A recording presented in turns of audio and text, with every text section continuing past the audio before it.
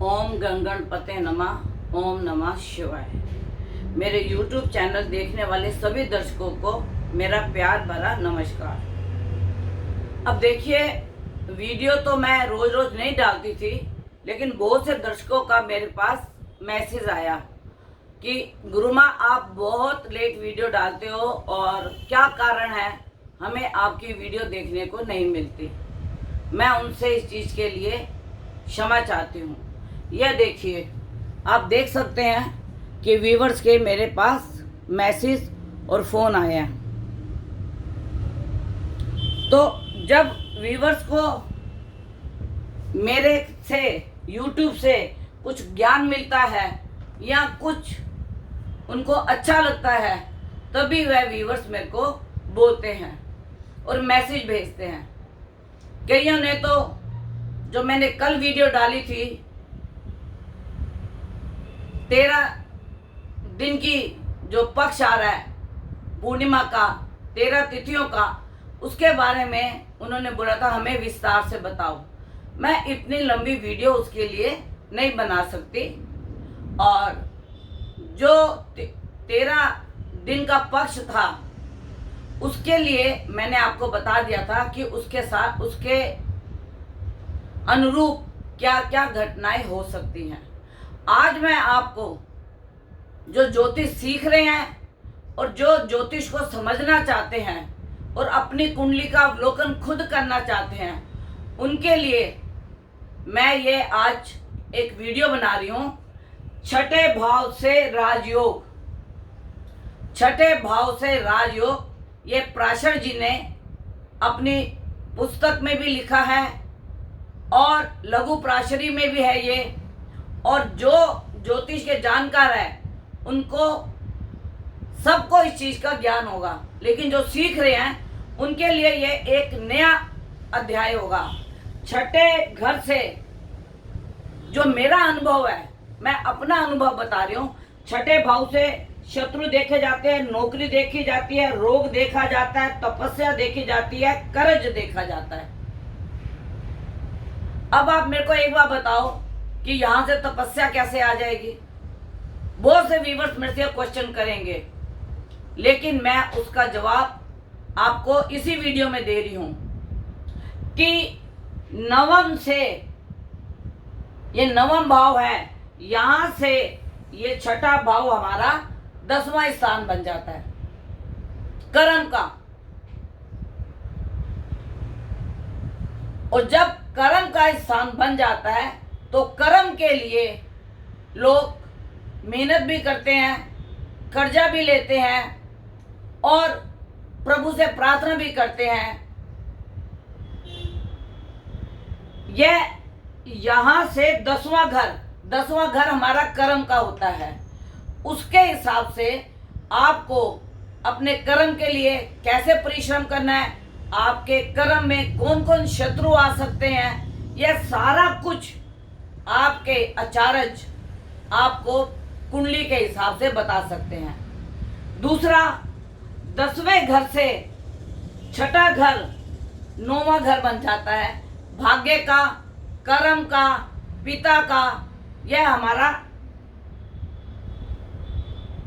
10वें घर से 9वां घर बन जाता है। तो आप ये सोचिए कि भाग्य के लिए, कर्म के लिए क्या हम पूजा पाठ नहीं करेंगे? अपने भाग्य को सुधारने के लिए, अपने भाग्य को आगे बढ़ाने के लिए क्या हमारा कर्म करना या कर्ज करना फर्ज बनता है? और दूसरी बात, कोई अगर कर्जा लेता है कर्म के लिए, तो मैं आपको ये बता दूं कि वो कर्जा भी उसका कर्म के द्वारा ही उतर जाता है और भाग्य भी उसका उदय हो जाता है। तीसरी बात, जब यहाँ से हम शत्रु देखते हैं, नौकरी देखते हैं, रोग देखते हैं, तपस्या देखते हैं, कर्जा देखते हैं, अगर आपके शत्रु खड़े होते हैं तो आप प्रभु से प्रार्थना करते हो, ध्यान लगाते हो, मेडिटेशन करते हो कि मेरा शत्रु मुझसे दब जाए, कोई शत्रु मेरे भाग्य में और कर्म स्थान में ना आए। तो यह तपस्या का भी हमारा घर बन गया। दूसरी बात, जब कोई व्यक्ति रोगी होता है, जब कोई व्यक्ति रोगी होता है, यंगस्टर हो, बच्चा हो, तो उसकी माँ उसके लिए प्रार्थना करती है, पूजा करती है, मंत्र जाप करती है कि मेरा बच्चा ठीक हो जाए। तो आप ये सोचिए, हम रोग के लिए भी तपस्या करते हैं, कर्म के लिए भी तपस्या करते हैं, भाग्य के लिए भी हम तपस्या करते हैं। और अगर हम कर्ज लेते हैं, जो ये हमारे को कर्जा भी बताता है, तो कर्जा आप ये देखिए हम किसके लिए लेंगे, कर्म के लिए और भाग्य के लिए।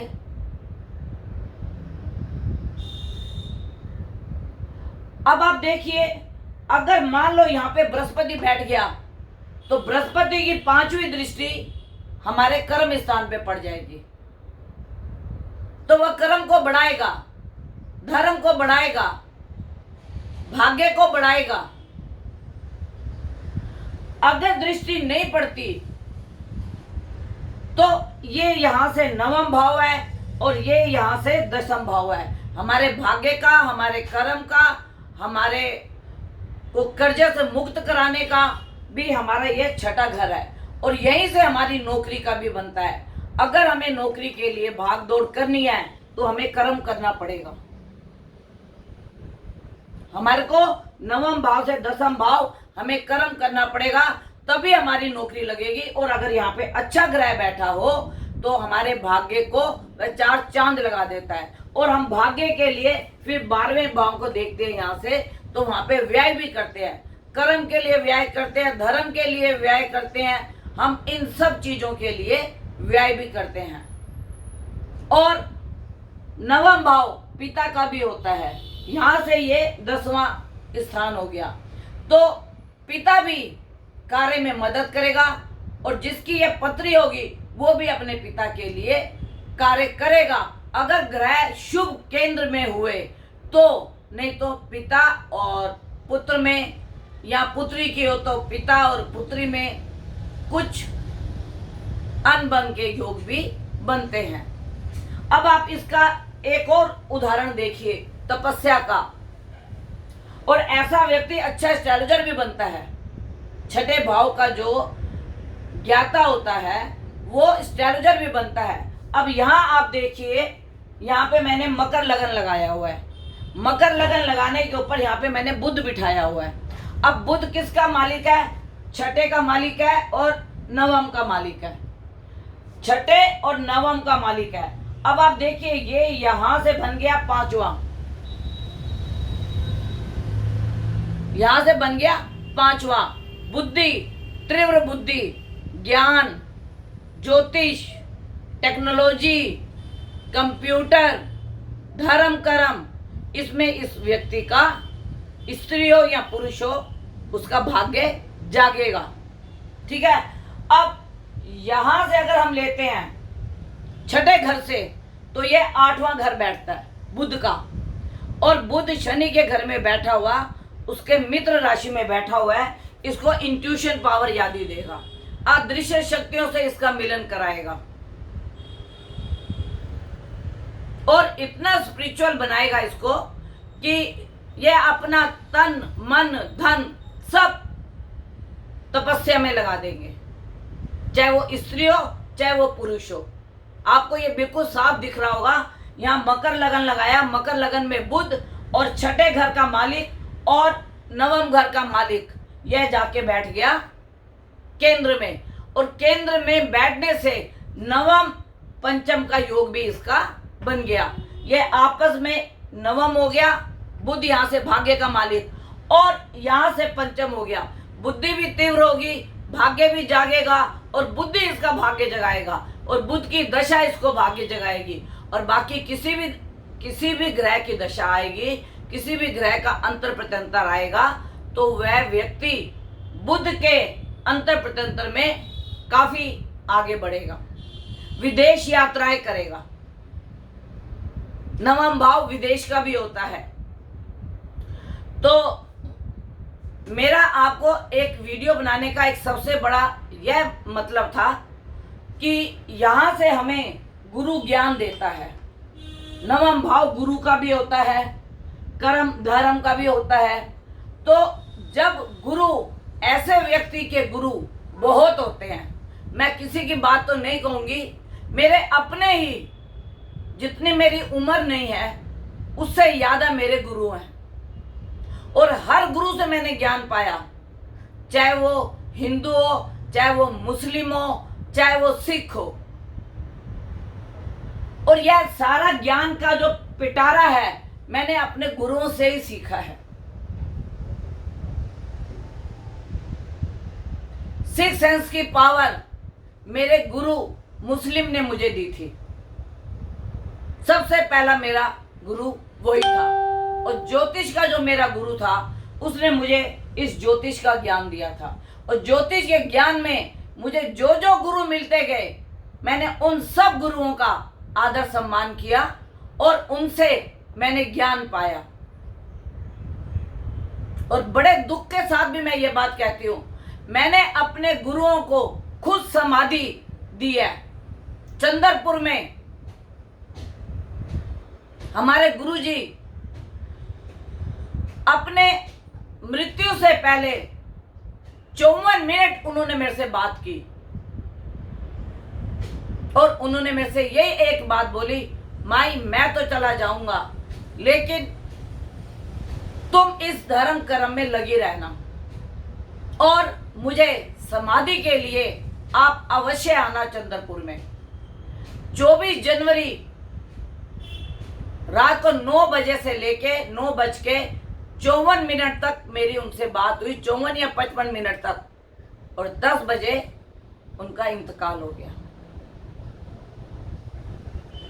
सबसे लंबी बात उन्होंने मरने से पहले मेरे से की। हॉस्पिटल में उनको ऑक्सीजन लगी हुई थी और मैं यहाँ पे फोटो शेयर नहीं कर सकती। अगर कोई मेरे से व्हाट्सएप पे फोटो मांगेगा तो मैं उसको फोटो भी देने को तैयार हूँ। वो हमेशा मुझे माई करके बात करते थे और कामाख्या के दर्शन भी उन्होंने मेरे से करवाए कि आप कामाख्या जाओ और वहाँ दर्शन करो और वहाँ के ब्राह्मण को अपना गुरु मानो, माँ कामाख्या को अपनी माता मानो। यह सब ज्ञान मेरे को चंद्रपुर के महाराज जी ने दिया था। उसके बाद गोरखपुर के ठेसरी बाबा, उनका संबंध मेरा 2-3 महीने का ही था और उनकी हालत बिगड़ गई। 5 मार्च को उन्होंने वीडियो, पहली बार जिंदगी में वीडियो बनाई थी, कभी वो वीडियो के आगे उन्होंने फेस नहीं किया था। और उन्होंने 5 मिनट की वीडियो के अंदर मेरे को जो आशीर्वाद दिया, जो भी व्यूअर्स बोलेंगे मेरे से व्हाट्सएप पे उनकी फोटो ले सकते हैं, पर मैं उनको समाधि नहीं दे पाई। लेकिन उनके हर शिष्य ने मुझे एक एक पल की उनकी खबर दी।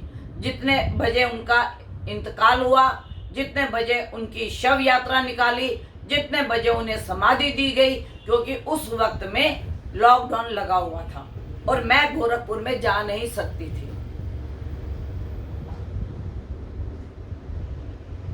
तो ऐसे मुझे बहुत से गुरु मिले जिन्होंने मुझे ज्ञान दिया।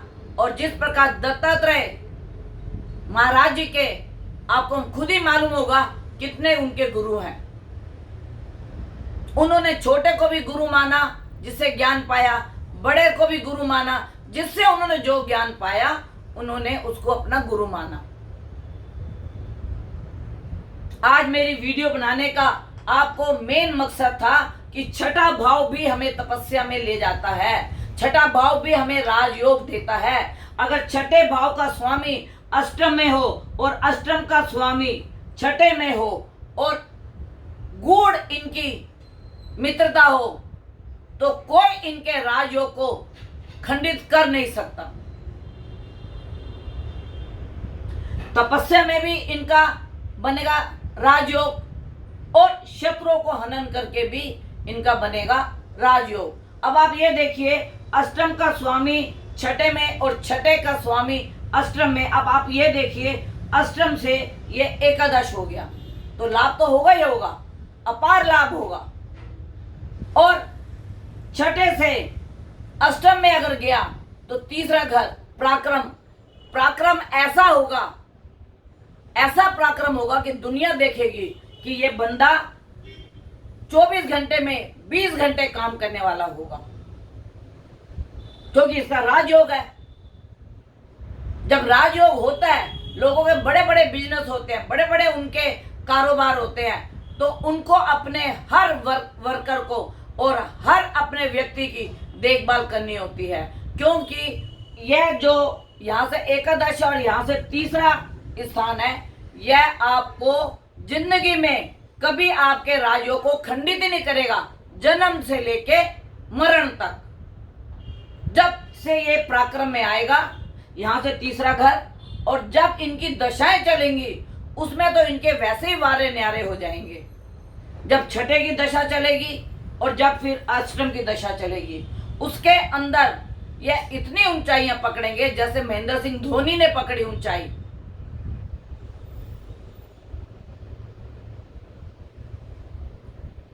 तो मेरा आपको आज ज्योतिष में वीडियो बनाने का यही मकसद था। बहुत से लोग ज्योतिष सीख रहे होंगे और जो मेरे व्यूअर्स होंगे वो तो मेरे से पूछेंगे कि आप हमारे ग्रह बताइए, हमारी कुंडली से बताइए, तो उनको बताना मेरा फर्ज है। और मैं उनको समय से पहले बता भी देती हूं कि आपका ऐसा समय आ रहा है, आपका भाग्य उदय होने वाला है, या अभी आपको थोड़ा सा प्रिकॉशन लेने की जरूरत है, या रोग का कारक आपका ग्रह आपको कुछ रोग देगा। और जो जैसा ग्रह बैठा होता है उसके रोग भी वैसे ही होते हैं, तो इसमें कोई घबराने की बात नहीं है। लेकिन मेरा सिर्फ सबसे पहला मकसद ये था कि मैं आपको बताऊं कि छठे घर से भी राजयोग, तपस्या, ज्योतिषी, नौकरी, शत्रुओं का हनन, कर्जे की मुक्ति, यह सब होती है, क्योंकि यह नवम और दसम भाव से इसका मेल होना जरूरी है। अब मैं अपने दर्शकों से विदा चाहूंगी और माफी चाहूंगी, और कभी उनको यह कंप्लेंट नहीं आएगी कि गुरुमा आप वीडियो लेट डालते हो। मैं हफ्ते में 1 या हफ्ते में 2 या 10 दिन में 1 या 10 दिन में 2, इससे ज़्यादा मैं वीडियो नहीं बना सकती, क्योंकि बहुत से व्यूवर्स का भी मेरे पास आना होता है, उनकी कुंडलियों का अवलोकन भी करना होता है, और मैं जिसका भी अवलोकन करती हूँ आजकल ऑनलाइन से करती हूँ। और इसलिए मैं करती हूँ कि थोड़ी सी प्रिकॉशन लूँगी तो अच्छा रहेगा। एक बात मैं आज आपको बताना चाहती हूँ, सरकार स्कूल खोलने का निर्णय लेगी। जब गुरु कुंभ राशि में आ जाएंगे तो यह निर्णय लेगी, लेकिन जो अभिभावक हैं वो अपने बच्चों को ऑनलाइन पढ़ाना ही पसंद करेंगे, क्योंकि अभी बच्चों की वैक्सीन आई नहीं। जब बच्चों की वैक्सीन आई नहीं तो वह स्कूल में कुछ भी कर सकते हैं, बिना मास्क के भी रह सकते हैं और इधर उधर भी घूम सकते हैं। तो उसके ऊपर टीचर्स भी कितना, अध्यापक जो शिक्षक है वो भी कितना ध्यान रखेंगे। हर बच्चे पे तो ध्यान कोई नहीं रख सकता। तो लेकिन मुझे अभी ऐसे लगता है कि जब तक बच्चों को वैक्सीन नहीं लगेगी, ये मेरा अनुभव कहता है कि माता पिता अपने बच्चों को स्कूल भेजने से डरेंगे, ऑनलाइन पढ़ाना ज़्यादा पसंद करेंगे। नमस्कार, आप और आपका परिवार सदा सुखी रहे, और मेरी तो आपको यही दुआ रहेगी, अपने माता पिता का, अपने गुरुजनों का, सबका आप सम्मान करें, दान धर्म कर्म की तरफ अपना ध्यान लगाएं, जितना भी हो मेडिटेशन करें, पूजा पाठ करें। और अगर कोई मेरे से कांटेक्ट करना चाहता है तो 9810930691, 4 बार 9999338366, ये मेरा कांटेक्ट नंबर है। 11 बजे से 4 बजे तक आप अपनी कुंडली का मेरे से अवलोकन करा सकते हैं। और इसके अलग टाइम में अगर किसी का फ़ोन आता है तो मैंने पहले भी बोला था कि मैं ब्लॉक कर देती हूँ, क्योंकि कुछ समय मुझे अपने लिए भी चाहिए, कुछ समय मुझे अपने गुरुओं के लिए भी चाहिए, कुछ समय मुझे अपनी तपस्या और पूजा के लिए भी चाहिए। तो इसके लिए मैं आप सबसे क्षमा चाहती हूँ, क्योंकि मैं आपको बार बार कहती हूँ कि मैं आपसे 11 बजे से लेके 4 बजे तक जो भी मुझे फ़ोन करे मैं उसका जवाब उसको ज़रूर दूंगी। धन्यवाद।